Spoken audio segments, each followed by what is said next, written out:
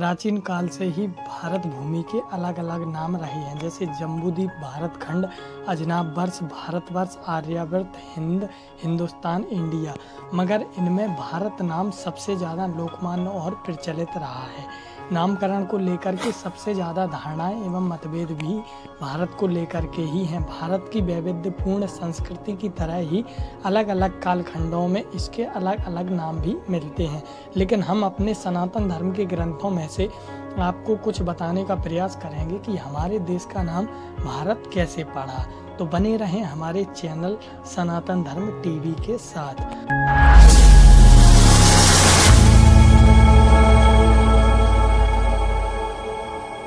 आमतौर पर भारत नाम के पीछे महाभारत में आदि पर्व में आई एक लोकमान्य और प्रचलित कथा है।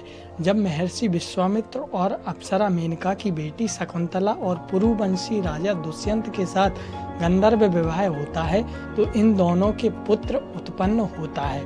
उस पुत्र का नाम भरत होता है। ऋषि कण्व ने आशीर्वाद दिया कि भरत आगे चल करके चक्रवर्ती सम्राट बनेंगे और उनका नाम, इस भूखंड का नाम भारत प्रसिद्ध होगा। अधिकांश लोगों के दिमाग में भारत नाम की उत्पत्ति की यही प्रेम कथा लोकप्रिय है।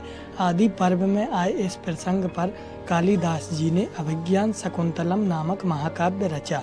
मूलतः यह प्रेमाख्यान है और माना जाता है कि इसी वजह से यह कथा इतनी लोकप्रिय हुई। दो प्रेमियों के अमर प्रेम की कहानी इतनी महत्वपूर्ण हुई कि इस महादेश का नामकरण का निमित्त ये दोनों बने। शकुंतला दुष्यंत पुत्र यानी महाप्रतापी भरत के बारे में अन्य बातें जानने को नहीं मिलती। इतिहास के अध्येताओं का आमतौर पर मानना है कि भरत जन इस देश में दुष्यंत पुत्र से भी पहले से ही थे।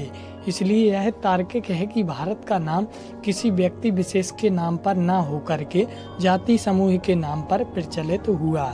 महाभारत के अलावा हमें अन्य पुराणों में भी भारत देश के नामकरण का जिक्र मिलता है, जिसे मैं आपके सामने स्पष्ट करने का प्रयास करूंगा। विष्णु पुराण के दूसरे खंड के तीसरे अध्याय के पहले श्लोक के अनुसार उत्तरम यत समुद्रस्य हिमाद्रश्च दक्षिणम वर्ष तद भारतम नामः भारती यत्र संतति।